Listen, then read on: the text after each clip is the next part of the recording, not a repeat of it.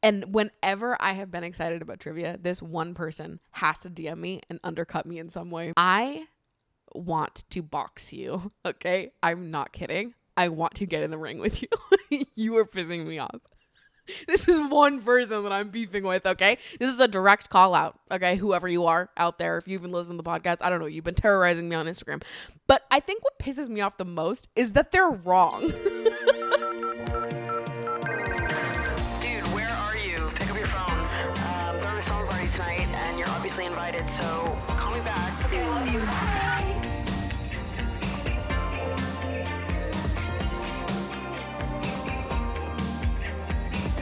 What's up, you guys, and welcome back to Emotionally Online, the weekly summer party for spilling guts and sharing secrets, hosted by yours truly, the one and only Maddie Drosbeck, co-hosted by Mango the Gooey Girl. Right now she is playing with the kittens because, yes, we have more co-hosts in the Drosbeck household this week. I just got my new fosters, well, last week I did. Their names are Ladle and Whisk, and they are sweetie pies. They are so friggin' cute. These are my first fosters that haven't come to me pretty sick.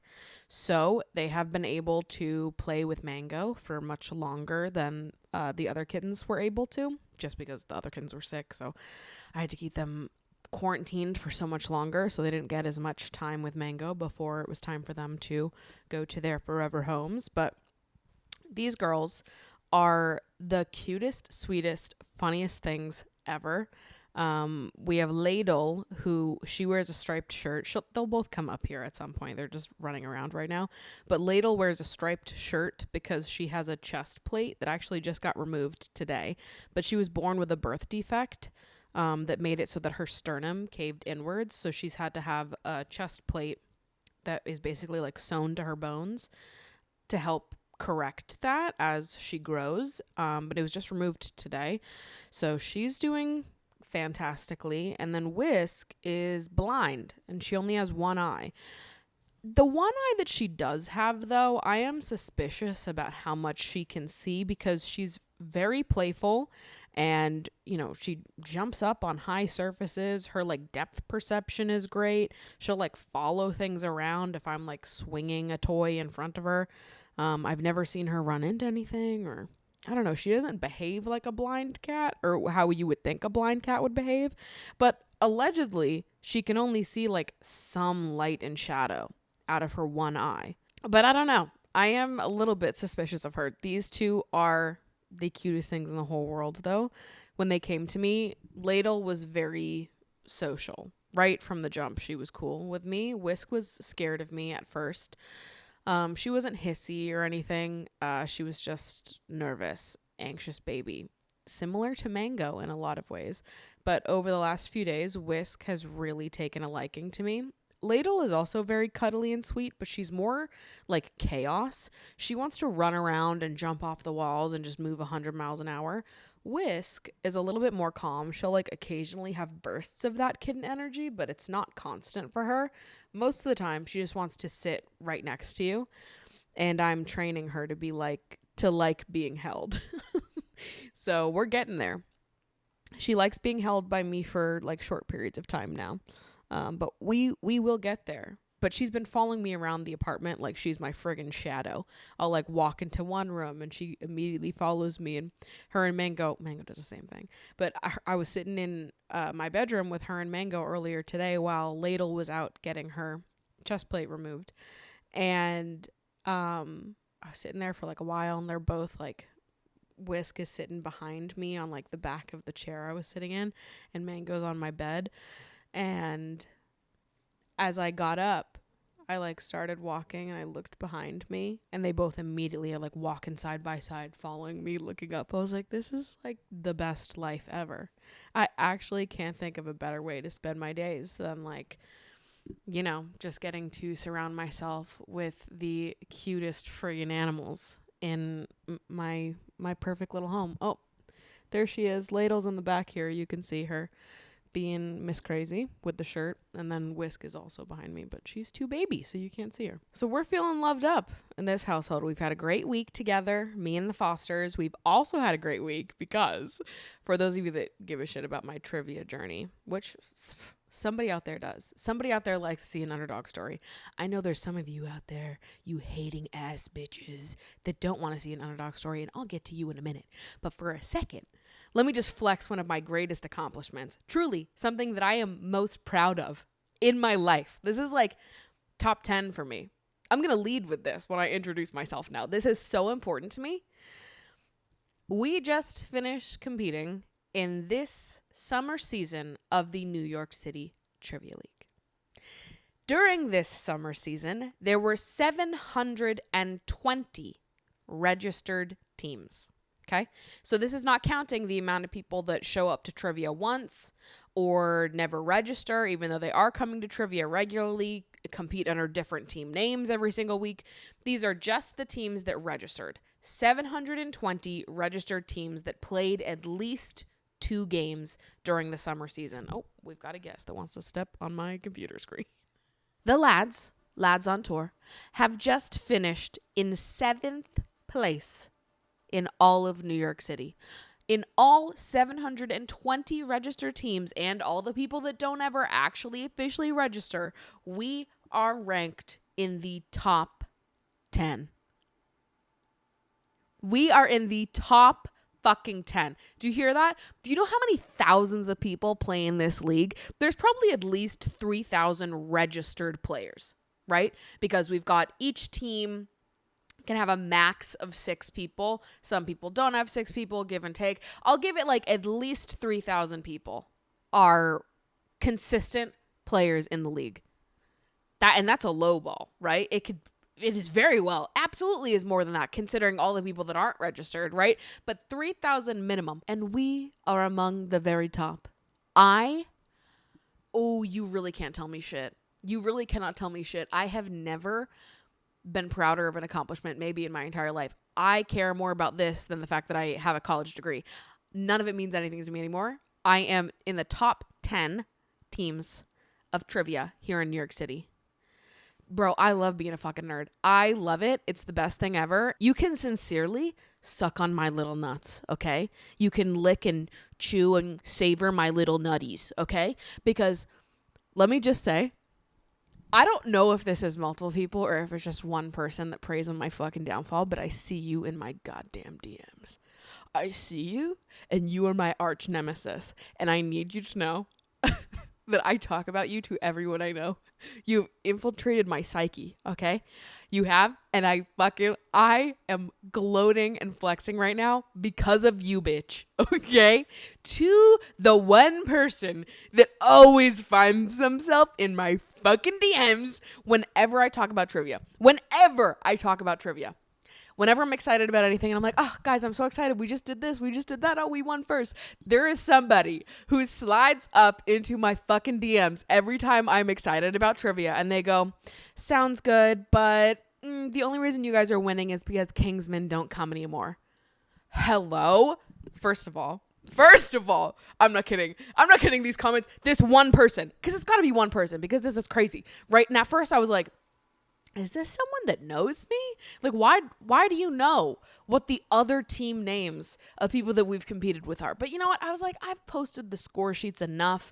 I used to, when we first started, post the score sheets every single week on my Instagram. So maybe this person just like committed the other teams that came regularly to memory. It's not that crazy that it could have happened. What is fucking crazy is that you try to undercut my accomplishments by bringing up totally null and void facts. First of all, you are messing with the wrong bitch, okay? You're forgetting that I'm a statistics and data ass person, okay? I save everything, mama. I've got receipts, proof, timeline, and screenshots, so don't try it, okay? When we first started coming to trivia 2 years ago, there was a team that played at our venue that won every single week, and my goal as a person was to someday beat them and to do better than them in the game of trivia. And it was fun. It was a fun motivator at that time to be like, oh yeah, I want to beat them someday. I want to do this. Like, my motivator in trivia has shifted as we've gotten better, as the team has shifted, as it has become a more like competitive sport for me. But at the beginning, our goal was simply to beat Kingsmen because they were beasts. They were so fucking smart. And we have beat Kingsmen before, for the fucking record. But over time, they stopped coming. They don't play trivia at our bar anymore. I mean, I don't know these people, so they might still play trivia, just not at our bar. But they stopped coming to trivia. And I guess this person has noticed, because they keep track of my every fucking move, that they have stopped coming to trivia.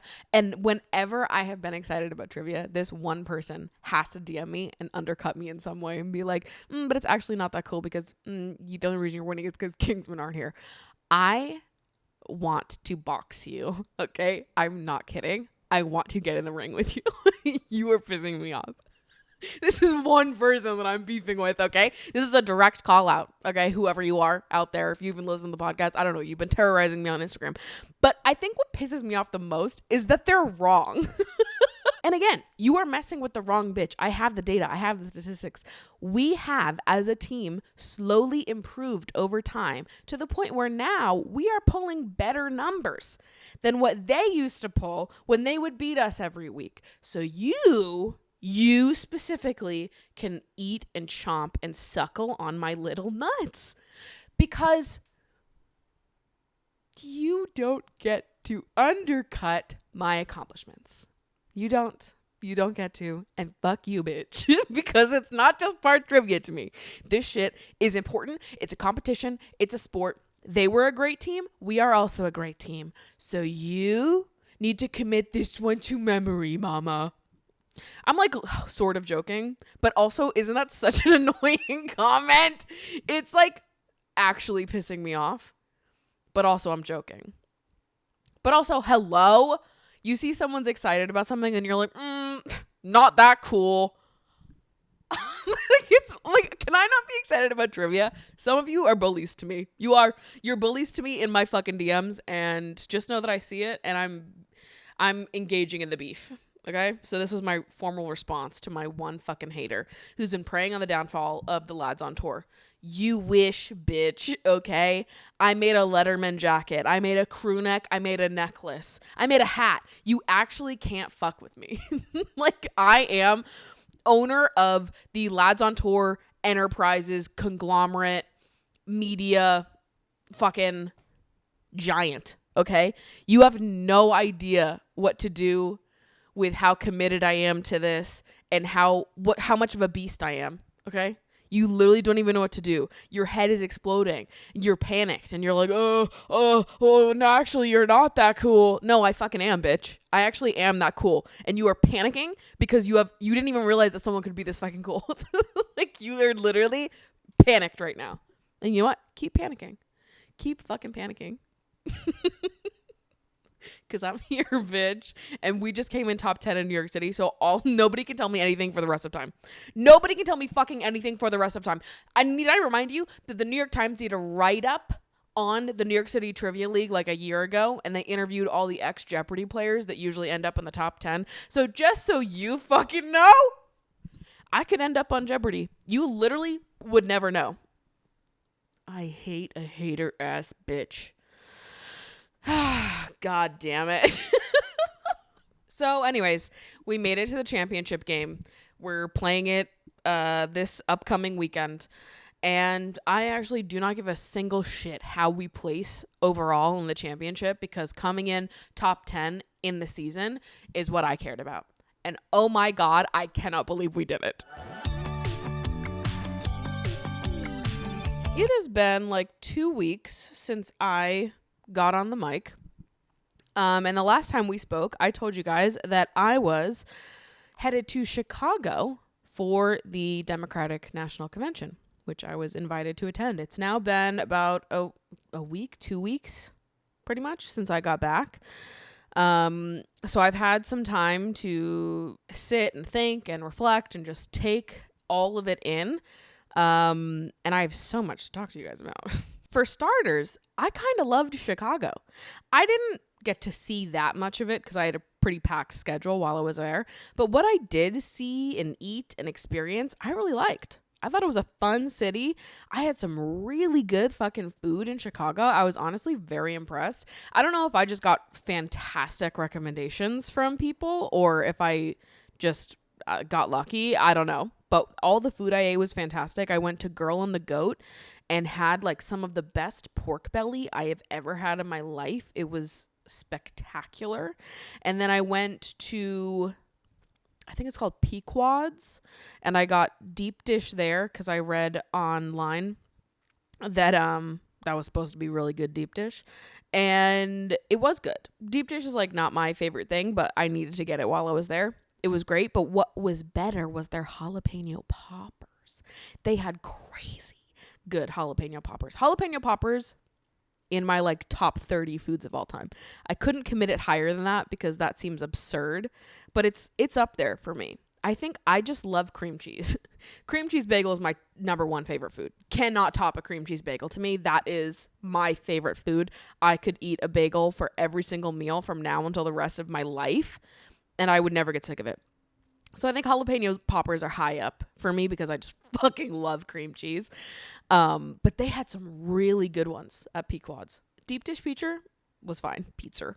Deep dish pizza was totally fine. But the jalapeno poppers were really what I was ready to write home about. And then where else did I go? I think it's called the Purple Pig. And I had the best broccoli I've ever had in my life, which is a weird order. I went there in like the middle of the day for lunch and I got a huge plate of broccoli and something else. I honestly forget because I was starstruck by how good the fucking broccoli was. I don't know what came over me, why I was like, yeah, I'm going to order a big plate of fucking broccoli. But something just told me to do it. And I'm so glad I did because it was so good. And you can trust me, right? Because I am not the type of bitch that would sit here and be like, oh, broccoli, it's so good, if it wasn't actually fucking spectacular, okay? I usually function like a 6-year-old in terms of like how much I love vegetables. They're usually just like a necessity thing and not a love thing. No, I loved this fucking broccoli. Okay. So if you ever get to go to Chicago, go to Girl and the Goat and get the pork belly and go to the Purple Pig and get that goddamn broccoli. Cause it was so good. It was so good. And the jalapeno poppers from Pequod's. But I feel like that would be a crazy trip to make just for some jalapeno poppers, unless you also wanted to try deep dish.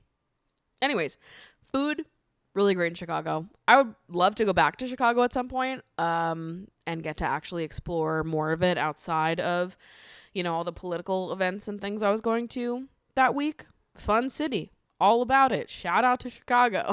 I think my number one highlight for the week was the kinds of people that I met while I was there. I met so many creators, organizers, advocates that care so fucking deeply, and they are also insanely brilliant, insanely smart.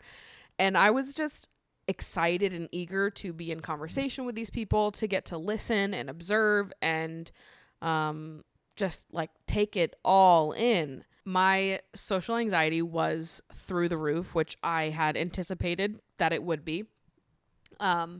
I made a deal with myself, which when I have really like high social anxiety about something, I'll make like deals inside my head of things I have to check off on my to-do list before I'm allowed to like leave an event or decide that I don't know, if something's not for me or whatever. I need to like give things a fair shake and actually try to bust through my anxiety before just like giving it up and calling it a day or whatever. And I had like so many events on my calendar and I didn't know anybody that was going. So I just had to walk into all of these rooms completely by myself and like make it work. So I told myself that everywhere that I went, I had to stay there for at least an hour. During that hour, I had to talk to at least 3 new people. Once I had done those 2 things, if I was having a great time, I should commit myself to staying longer. And if I felt that I had had enough, then I could absolutely go home. And you know, I feel like I did a really good job of sticking to that rule for myself and like trying my hardest to just put myself out there and try to, I don't know, work against my social anxiety as much as humanly possible. So I'm proud of myself for that. I didn't actually go into the convention for the first 2 days. So Monday and Tuesday, I had a lot of like off-site events that I was scheduled to go to. And then I didn't actually make it into the convention center until Wednesday and Thursday. So Wednesday was the day that Tim Walz spoke, and then Thursday was when Kamala Harris spoke.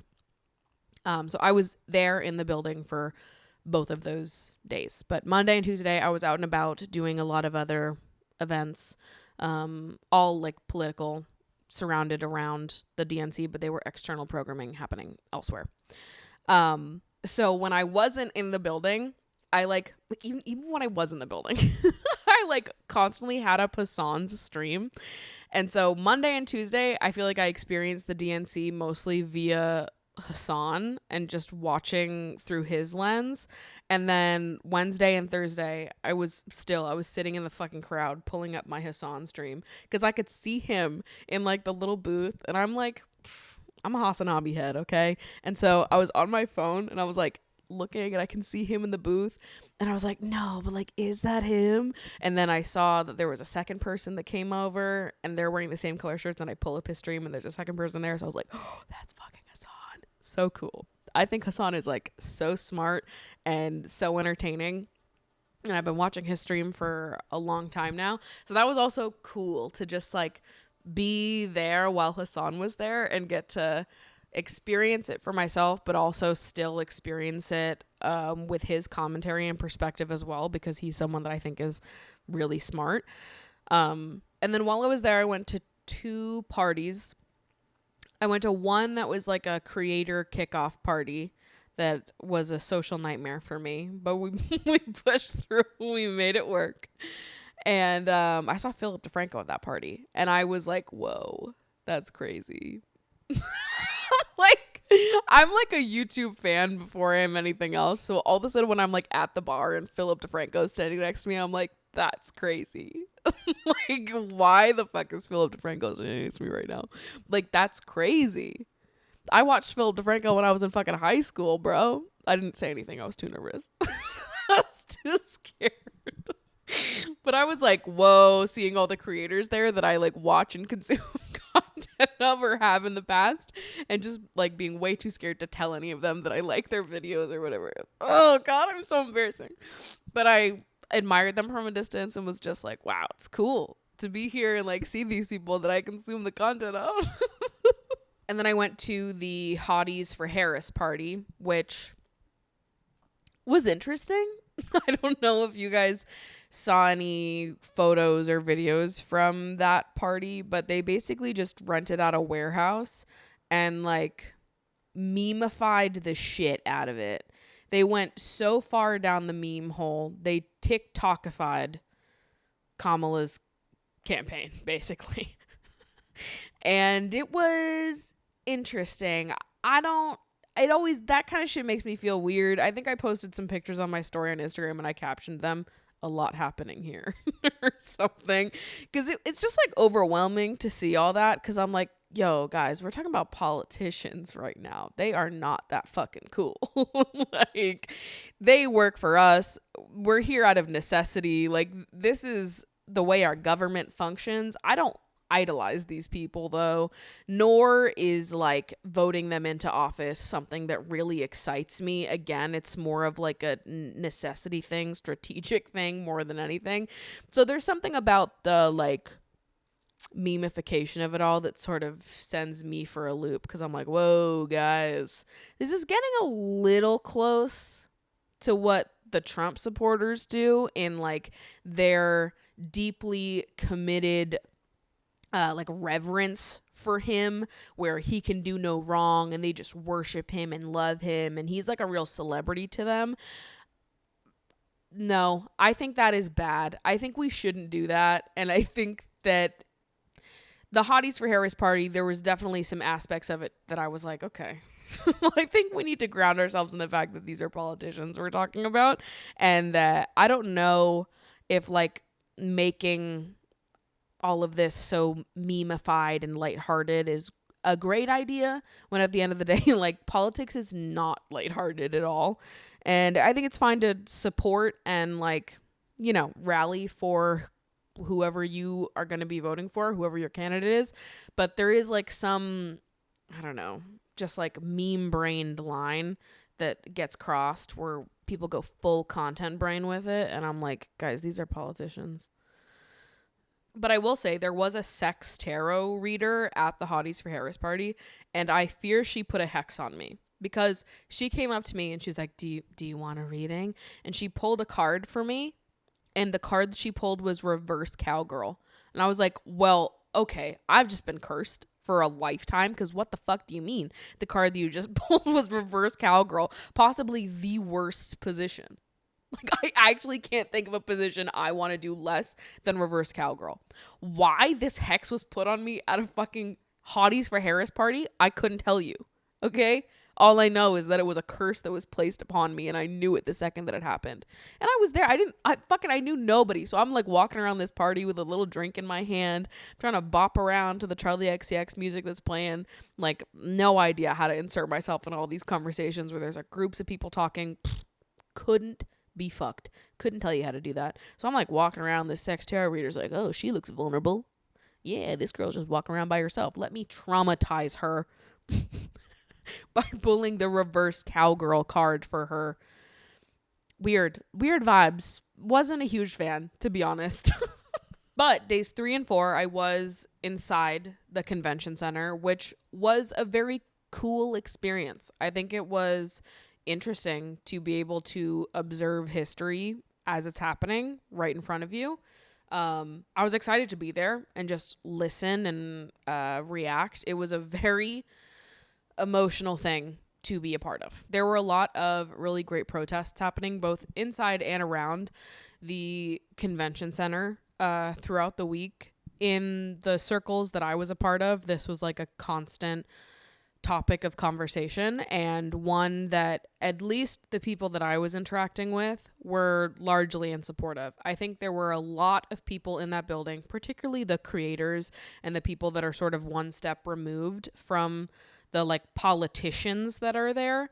I think those people were wildly supportive and in favor of the protests that were happening. With that said, there was a lot of nonsense that was happening at the convention itself. Obviously, there was a lot of fucking nonsense. So let's dive into some of it.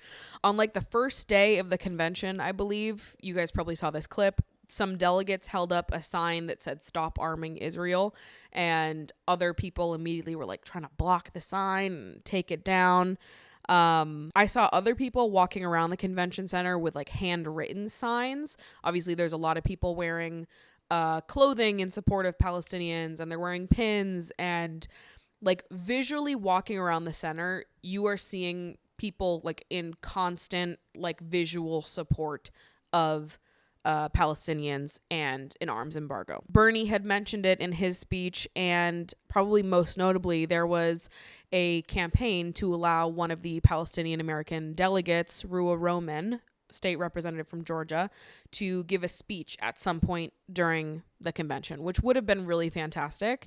And it was really disappointing when that didn't end up happening. The last day leading up to Kamala's speech, that was like the biggest thing on everybody's minds, whether or not they were going to let this delegate speak. And she published her speech that she wanted to give, and it was pretty awesome. I thought it was a fantastic speech. I thought that it was such a mistake that they didn't give her that platform and that space. I thought that she would have been like a wonderful person to sort of lead the conversation there. She was already doing so much work throughout the week with the uncommitted movement, and overall it was just like such a fucking shame that they didn't give her the platform at some point during the DNC. I think day 3 of the convention, the night that Tim Walz spoke, was the only day that I left the convention center being like, okay, fucking, he got me. I'm feeling libbed up right now. Like he triggered the like sleeping liberal inside of me. And yeah, he got me feeling fired up. Day 3 of the convention, I left feeling like genuinely excited because I just fucking like Tim Walz, and I like that he can't be bought and how different he is from most politicians that we've seen, particularly politicians that end up, potentially in the Oval Office. But then we reach day 4, and obviously all of these protests are happening. The Palestinian American delegate doesn't end up being able to speak. And then we get to Kamala's speech. And this was a weird one. It was a weird one to be in the room for, because she starts out fine. She says, a lot of things that I agree with. I'm following, I'm there. And then we get to the topic of the genocide happening in Gaza. And she starts by saying something about the ceasefire and how they've been working around the clock to secure a ceasefire deal. And then she moves on to say something about how she will always support Israel's right to defend itself. And when she says this, the crowd just erupts in cheers. And that was a moment for me that felt particularly disorienting. Being in a room full of people, a stadium full of people, there are concerts that are done in this center. That is the amount of people that are in that room. Hearing our current vice president and potential next president to be say something like that, to have such an enthusiastic response, it just was unexplainably upsetting to me. So I was very emotional during this speech, and not out of excitement, out of frustration and exhaustion and just sadness for all of it, and how fucked up it all is. To call for a ceasefire and then be oh, but I'm still going to send them weapons though, is crazy. That is crazy, and it's so upsetting, and it is unbelievable to me the kind of response it got in the room. I think, you sit at home and you watch the videos of her speech, but to be in that room and to feel the excitement and the response to that part of her speech was deeply wrong to me in a way that really upset me. It was so hard to hold space for those emotions and that anger, and also hold space for knowing what comes next and knowing what is at stake in this upcoming election. It is incredibly conflicting. It's not inspiring. And I feel a lot of personal frustration and anger towards our government and the current situation that we're in, the state of this upcoming election. I have a lot of criticisms for Kamala Harris, for the current administration and for the campaign that she is currently running. And if you were keeping up with me on Instagram throughout the week, I'm sure that criticism is obvious. I was posting constantly my criticism and pushback on Kamala Harris throughout the week that I was at the DNC. Despite my clear criticism of her, I am also going to support her in the upcoming election. So let me talk about why. Within leftist spaces specifically, there seems to be 2 camps of people, neither of which I have a problem with, to be clear, and neither of which are more moral than the other. These are just 2 ways of approaching the election. You have some people that look at voting as being strictly strategic. Something that I've been hearing over and over again is that we have to remember when we go to the polls in November that we are not voting for who we would most want to be our friend, who we idolize, none of that. These are politicians, and we are voting for who we want to be our opponent. Who do we want to fight against?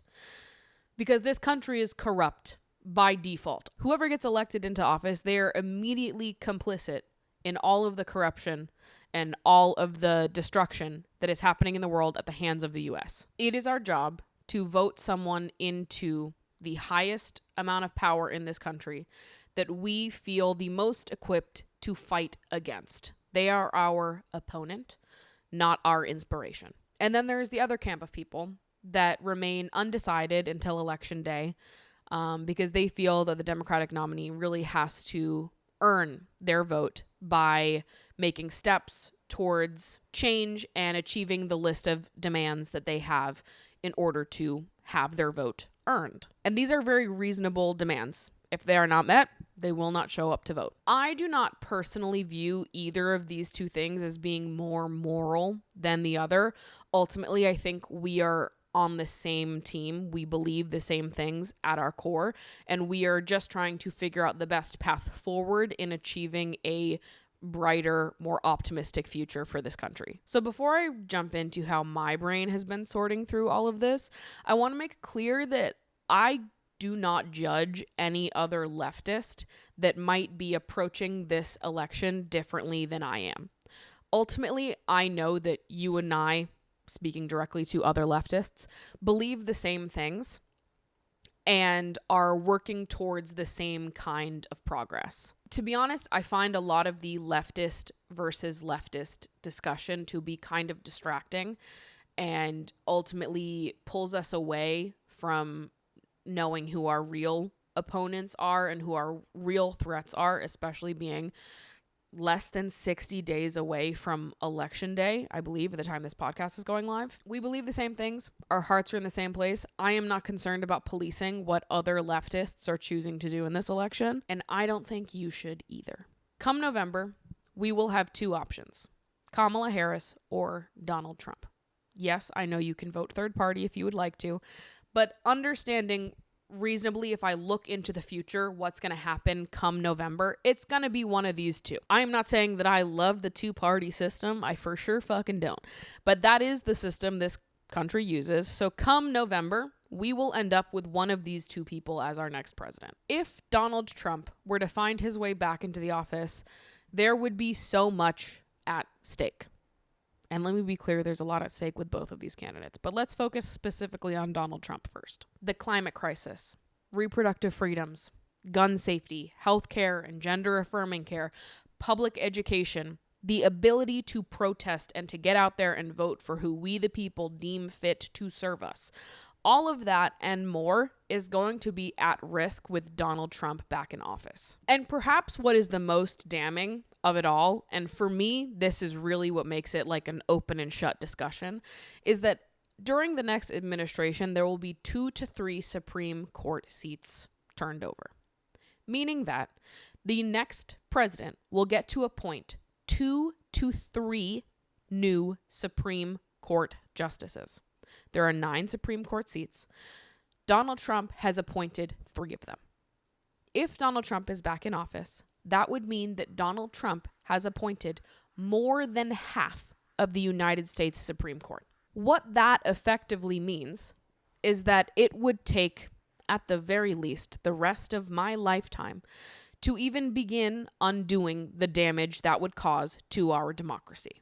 And obviously, there is so much rage and sadness and frustration and just complete devastation at the current state of the political landscape in the US, how our elections work, how our government behaves. It is maddening and it's really scary and it's not inspiring by any means. I am not excited to go vote come November, but I recognize the very real threat that Donald Trump poses to the long-term trajectory of this country. And it sucks. It fucking sucks because we have 2 candidates on the ballot knowing that it's going to be one of these 2, and they both have really fucking shitty and harmful takes when it comes to the genocide going on in Gaza. It fucking sucks that we do not have a candidate that is ready to accurately represent the American people and what we want, because I don't think the majority of Americans support this. I don't think the majority of Americans love the fact that our tax dollars are going to funding a genocide. So knowing that both of our candidates have shitty takes on that, you have to look at all of the other things that are also at stake. I understand that there are some people that are going to want me to get on here and encourage people to either not vote or to vote third party. And I'm going to tell you why I'm not doing that. Number 1, voting is really important. Whether or not you vote in the presidential election, sort of not what I'm talking about. Voting down ballot, participating in your state and local elections is so fucking important. And that is the easiest and most direct way that you can help enact change in your immediate community and, you know, your larger community country as well. I will never encourage people not to vote because I do think that voting is extremely important. If you've never voted, if this is your first time voting, if you don't know if you are registered to vote, if you moved, I'm going to leave resources in the description of this podcast episode that you can check your voter registration or get registered if you are not yet registered to vote. Looking at the presidential is one thing. We can talk about that separately, but you need to vote in your state and local elections 100%, because that is really where you have the ability to make the most direct and immediate change to your community. And the second reason why I won't do that is because I have an audience of people that exist all over the globe, all over this country, live in all kinds of different places. I live in New York City. Before I lived in New York, before I was registered to vote in New York, I lived in Massachusetts and was registered to vote in Massachusetts. Both of these are very blue states where my vote didn't hold a lot of weight. Both of these states will go blue no matter what. So who I vote for in the presidential election doesn't really matter. However, that is not true for a lot of people who consume my content. A lot of people that consume my content live in red states, live in swing states, and their vote means a lot more than my vote does, or the votes of, some other people that watch my content that maybe also live in very blue states that their vote doesn't hold as much weight, unfortunately, because the whole fucking system is broken. And as I said earlier, I completely understand why there are people that either don't want to vote in this election, they're not feeling inspired to, they're not loving the campaign that Kamala is running, they're not feeling aligned or motivated to actually get their ass to the polls in November. I get why people feel that way. And as long as you're not in a swing state, I really don't give a fuck what you do. To be honest with you, if you're not in a swing state, you can do whatever the hell you want. I hope that you will get out and vote in your state and local elections. But as far as the presidential election goes, as long as you're not in a swing state, I really don't care what you do. But that being said, when I come on this podcast, when I go on my main channel, when I go on my Instagram and I'm talking about stuff like this, I understand that the people that are consuming my content are coming from all over. And a lot of them are living in much more vulnerable positions in this country than I am. So to the people that would like me to come on here and take a different stance, to the people that want me to tell people not to vote or to vote people third party, I don't think that it would be a great call for me, a white cisgender woman who has always known security in her life, to sit in my one-bedroom apartment in Brooklyn, New York City, in a state that will go blue no matter what, and tell my audience of hundreds of thousands of people to not vote or vote third party, knowing that if Donald Trump gets elected, it is not people like me that will be the most impacted. I cannot get on here and encourage people to do things or behave in ways that could negatively impact the most vulnerable people in this country. I am a very privileged person. I am someone who has been afforded a life that protects me from a lot of the terrible things that go on in this country. I can't knowingly sit here and encourage you guys to opt out of this election, knowing the travesty that would be Donald Trump getting elected and how people in the middle of this country would be negatively impacted by him being elected. But again, I completely understand why people feel differently. And so long as you are not in a swing state, I don't care what the hell you do. If you are in a swing state, please, for the love of God, vote for Kamala Harris. I will say that directly, because Donald Trump can't be president again. He just fucking cannot. He is an extremist, and putting him back in office poses such an incredible long-term threat to this country. But beyond that, I get it. And I hope that you understand that the reason why I'm approaching this election in the way that I am is because I'm aware of my platform and the influence that I have. And I believe that I am obligated to move in a certain way, knowing that I have people from all over the country that watch my videos and are listening to the words I'm saying right now. I think it's important to be honest about all of it, right? I'm not going to sit here and tell you that I'm fucking excited about any of this. I'm not. I feel incredibly conflicted about it. But knowing that come November, it's either going to be Kamala Harris or Donald Trump winning this election and being at the fucking helm of the country come January, what feels the most important right now is to use my platform not necessarily in support of Kamala, but in opposition to Trump. Our politicians work for us. I don't think they're there to be idolized. I think they're there to be criticized like fucking hell. So now I want to talk to the people that are staunch Kamala supporters and refuse to hear any criticism about her, or maybe even believe that anybody offering Kamala criticism, the protests happening, any of these people that are calling into question her moral compass and how she's been moving in the current administration, how her campaign with Tim Walz has been going, to the people who look at people protesting her and criticizing her and they are saying, oh, well, fuck you for criticizing her, and if she loses in this election, it's going to be your fault. To those people, respectfully, settle the fuck down. There is a lot to criticize Kamala for. These people work for us. We're supposed to criticize them. We're supposed to push them on the issues that we care about. To not criticize a politician is crazy. To encourage people not to criticize politicians is crazy and is harmful. The protesting is fantastic. The pushback is fantastic. The criticism is fantastic. All of these things are necessary to push our politicians farther left and closer to a future that is better aligned with the one that you and I want. Because right now, I'm not seeing it, okay?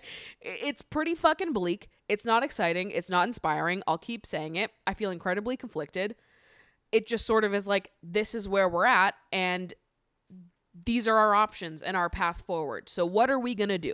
Knowing that this is happening and there's nothing we can do to stop it, what are we going to do to set ourselves up to be able to fight back in the best way come, whenever the next president is sworn into office? I think it is our responsibility to hold two things to be true at once. More than two things to be true at once. There are hundreds of things that are true at once. But we need to hold space for multiple things to be true at the same time. Donald Trump, under no circumstances, can be put back in the White House. And we must push and criticize Kamala Harris like hell to better represent the American people. I don't think that anybody should ever sit back and offer 100% support to a political candidate. I don't think that's a good idea. They're not gods. They're not celebrities. They're not idols. They're not icons. They are politicians. Most of them are incredibly corrupt, and regardless of whether they are or aren't corrupt on an individual level, the second they are elected into office, they are complicit in the corruption that is innate in being American, as being a part of the United States government. Ultimately, it is the fault of our government for putting us in a position where we choose to force between morality and safety. That is an impossible decision to make. I will not be judging other leftists, other people that believe the same shit that I do, for making an impossible decision. I won't do that. Project 2025 and a Donald Trump presidency would destroy this country in a way that would take, again, longer than my lifetime to rebuild from, because let me remind you, there are 2 to 3 Supreme Court seats being turned over during the next administration. That panics me. I'm really scared about that. I'm really scared if the power to appoint those seats is put in the hands of Donald Trump. I'm terrified of that. So please, if you take anything away from this conversation, let it be this. Number 1, please register to vote, because voting matters and it does have a larger impact on this country, particularly how you vote in state and local elections. Those are the most important. I need you to vote in those elections, me personally. Check your voter registration. Get registered to vote if you are not already. It is important to vote. This is true. The second thing I want you to take away is that it is important to criticize our politicians. It is important to criticize them both often and generously. There should never come a time where you idolize a politician to the point where you see no flaws in them and no opportunity for criticism to occur. And the third thing I want to leave you with here is just a request that in the comments of this podcast, you treat each other with kindness. Discussion is great. Disagreement is great. I do not think it is a great use of time to fight with other leftists in my comment section. How do we make sure that Donald Trump doesn't get elected? And how do we hold ourselves accountable to promising to push Kamala as left as humanly fucking possible to criticize her and protest and stay actively engaged and involved in the conversations that are going on. Please do not let your activism start and end in someone's comment section. You need to be engaging in these discussions offline. I hope that you are talking to your friends, that you are talking to your family members, that you are getting involved in your community in whatever way you possibly can. It takes a village and everyone contributes in different ways. That's where I'm at. That's what I'm feeling. I appreciate all of you that engaged with me and my content during the week I was at the DNC. I read all of my DMs. I read all of your comments. And I appreciate those of you that were engaging meaningfully, asking me good questions, and staying passionate and staying involved. I think that's what's most important. So I appreciate that you guys showed up in that way. Now, this is going to be my lone acknowledgement of the very small minority of people that refuse to engage in political conversations with any kind of nuance. It is not my job to be a mirror for you. I am not a mirror for you.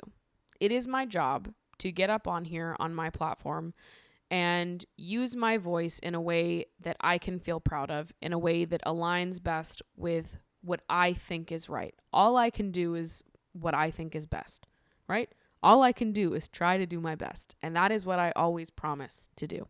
I can't promise you're always going to agree with me. I can't promise I'll always make the right calls, but I always promise that I'm trying to. I hope that you understand why I will not sit in my apartment in Brooklyn holding all of the privileges that I do and place my own morality over the lived realities of vulnerable Americans.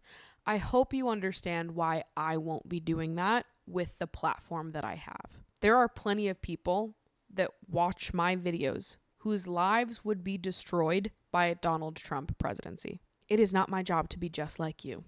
It is my job to show up honestly and try my best to approach things with empathy and nuance and heart. That is what I'm trying to do. And I hope that you understand my perspective. And if you don't, that's also okay.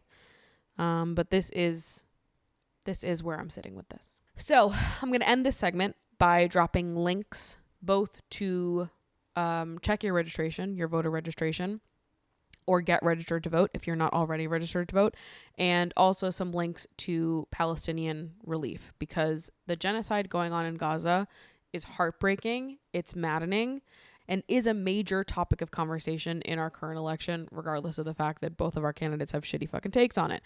This is still happening. This requires your attention. And if you have the ability to donate relief, to help, to engage, please do. And if you don't have the means, just keep paying attention and keep talking online and offline, but I'm going to put that emphasis on offline. Love you guys. Thank you for listening. Thank you for discussing. Thank you for disagreeing. Thank you for leading with kindness in advance. Please take care of yourselves, and I will see you in next week's episode.